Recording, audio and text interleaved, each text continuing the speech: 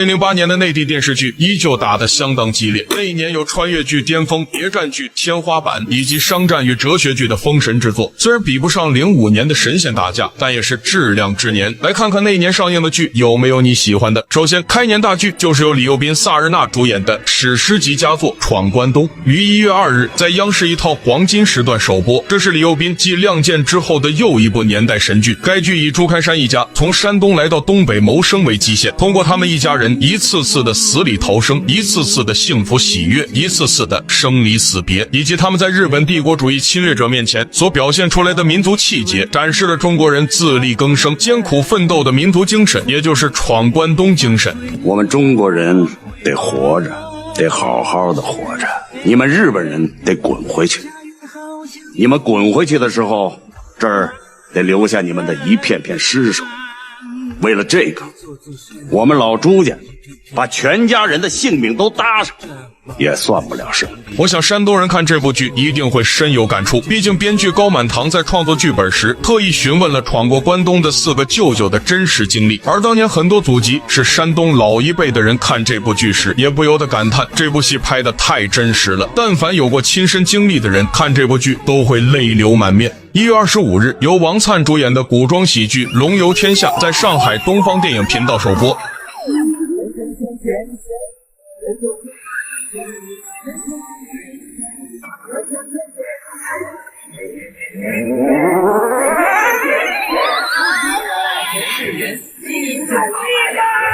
这部剧虽然是个轻喜剧，还融合了诸多现代语言，但它却是个经典的童年启蒙剧。里面的台词给年少的我们灌输了许多道理，比如关于孝道，父母之恩，云何可报？思如河海，孝若捐臣。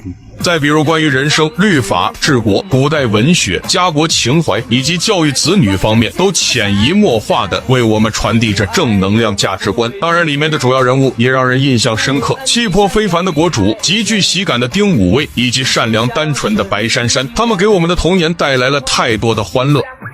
快乐是神仙。接着在3月15日，钱雁秋导演带来了神探狄仁杰系列的第3部，这一部由曹禺魅影和黑衣社2个大案件组成。虽然与前2部相比，这一部的整体质量水平有所下滑，但它依然是部经典，依然将悬疑感和反转拉满。其中关于元芳失忆的剧情令我印象极深。哥，元芳他已经遇难了。什么？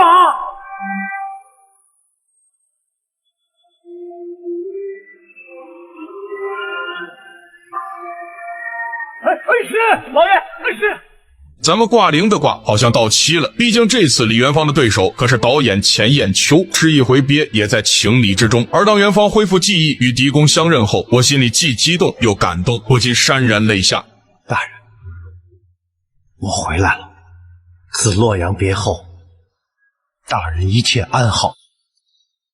元芳，大人，元芳。这是从不信鬼神的狄仁杰第一次信老天爷，第一次真诚的拜上苍。这几段堪称演技高光时刻。苍天有眼，苍天有眼呐、苍天有眼呐、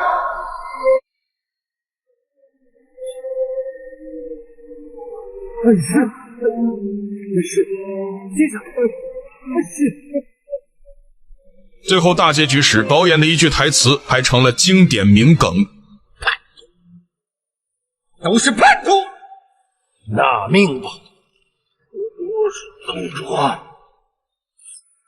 我才是宗主！可以说，神探狄仁杰系列名梗频出，百看不厌。时间来到4月份，央视为我们的童年添加了一部经典神作，它就是由宝莲灯原班人马参演的神话科幻喜剧《魔幻手机》。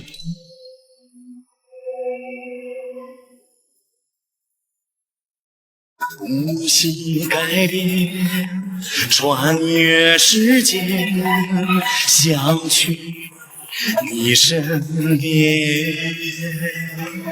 小时候谁不想拥有一部傻妞手机呢？空闲时可以变成真人美女跟你谈朋友，有需要时可以让你随时随地变身超人。滴滴维护世界和平就靠你了。这部剧神就神在，它融合了电视剧的多种类型，将科幻、神话、穿越、都市、喜剧、动作、情感、家庭、哲学等元素一锅乱炖，可呈现出来的效果却意外和谐。而且它还讽刺了当代社会的许多东西，比如慈善捐款乱用，商品用劣质原料，私人医院过度医疗，甲醛超标导致白血病，过度食品添加剂致人痴呆，无毒瓜果毒晕孙悟空，行人过斑马线无视红灯，路人随手丢垃圾，以及公司用人潜规则等等几十种社会乱象。你脑子进屎了吧你？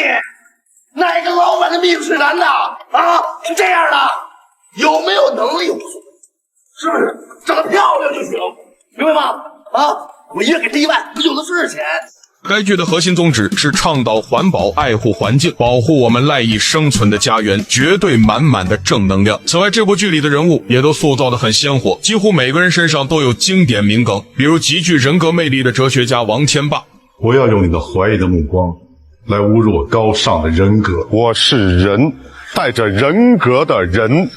极为爱惜人才的范总，人才呀，想赚大钱的牛魔王，是可以呀，是可以，是可以，是可以呀，是可以，属于我也属于你，属于我也属于你。喜欢将人打冒烟的黄眉大王，拎出去扁，往冒烟的扁。吃鱼吃到吐的有所为，8年。我真的吃了8年的鱼。做猪要有猪格的猪八戒，做人要有人格，做猪要有猪格。老朱，我为了我的猪格赞同。参透了西游真谛的唐僧，黄眉大王，求求你抓贫僧吧！对，抓！我还是求求你，求求你抓贫僧吧！我求求你过去吧！求求你抓贫僧！我求求你过去吧！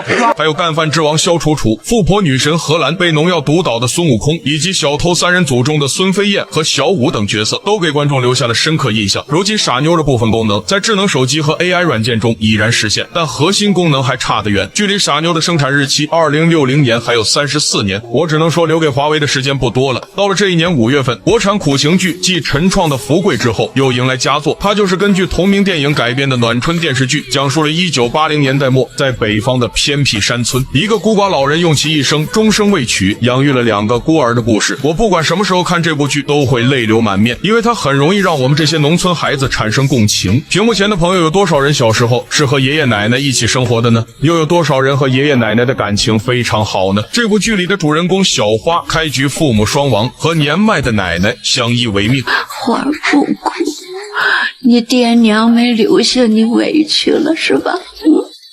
他们不留花儿啊，奶奶要花儿啊，奶奶要花儿。但不幸的是，不久后奶奶也去世了，小花成了一个到处受人欺负的孤儿。还好一位好心的爷爷收留了她，但剧中小花经常失踪，爷爷不是在找小花，就是在找小花的路上。据说饰演爷爷的田成仁因入戏太深，连晚上做梦都在找小花，这让剧组人员都惊了一身冷汗。都说穷人的孩子早当家，这部剧的小花实在是懂事的让人心疼，小小的身躯干的全是大人的活，为了不让爷爷失望，拼命的干活，努力的学习，爷孙俩无时无刻都在落泪。爷爷，你快睁开眼睛看看呀！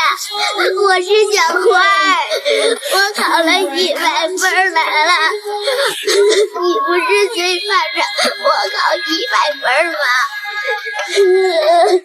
接着时间来到7月份，演艺圈有着台词之神之称的王志文带来了他的封神之作《天道》。这部剧简直就是为他的台词优势量身打造的。剧中王志文饰演的丁元英是个商业奇才，但他同时又像是一位哲学家，无时无刻说的话都充满着深刻的哲理。传统观念的死结就在一个靠字上，在家靠父母，出门靠朋友，靠上帝，靠菩萨，靠皇恩，总之靠什么都行，就是别靠自己。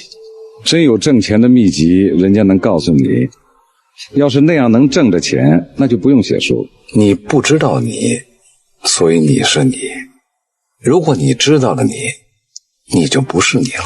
该剧巧妙地融合了商业、宗教、人性、爱情、文化与生死方面的哲理，揭露了许多社会本质。据说该剧上映仅3个月，因情节的超前性及大胆直接的对白，一度遭到禁播。经过长达10年的整改后，才得以与观众重新见面。所以你想成功，那就一定不要错过这部剧。生存法则很简单，就是忍人所不忍，能人所不能。忍是一条线，能又是一条线，这个两者之间就是生存空间。如果我们真能做到忍人所不忍，能人所不能，那我们的生存空间就比别人大。那一年10月12日，央视为功夫巨星李小龙拍的传奇经历上映，他就是由陈国坤主演的《李小龙传奇》。陈国坤是迄今为止神形外貌最像李小龙的演员。李小龙的女儿李香莹表示，陈国坤不仅仅是长相，连身影和武打的感觉都很像父亲李小龙。这部剧为了还原李小龙的事迹，剧组跨越大半个地球，到李小龙生前所待的地方实景拍摄。该剧用哲学阐释武术，用武术实践哲学，在不断反复中开始崇尚和平，珍重生命，完美诠释了李小龙先生所传授的功夫哲学理念，是一部弘扬中华武术精神不错的武打片。不过有一点不足的是，该剧用普通话配音外国人，缺失了创作上的真实感。最后在12月末上映了一部谍战剧的天花板，它就是《潜伏》。雪山千古冷，独照峨眉峰。峨眉峰还他妈独照，颇具浪漫主义气质啊！